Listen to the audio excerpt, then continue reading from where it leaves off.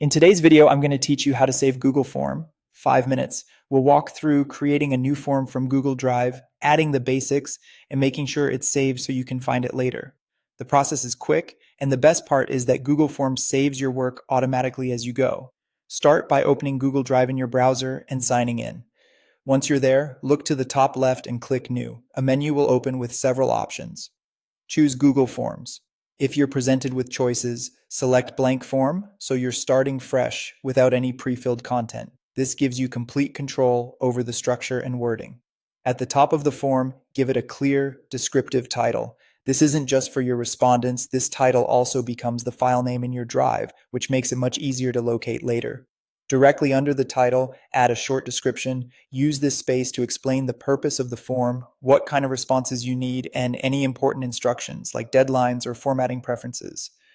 Clear context up front leads to better, more accurate responses. Your first question is created automatically.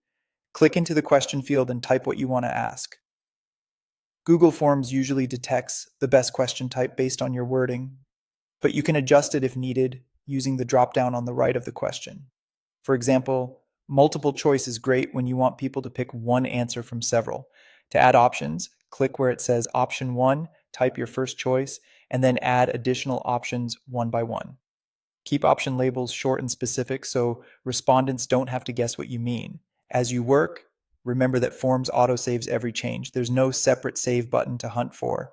When you're finished setting up the basics, your title, description, question, and options, look to the top left and click the Google Forms logo. That takes you out of the editor and confirms your changes are stored.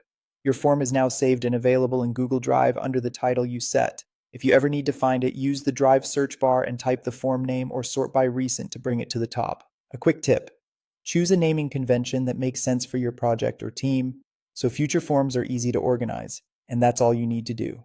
You created a form, added essential details, and saved it. Simple and reliable. Thanks for watching and happy form building.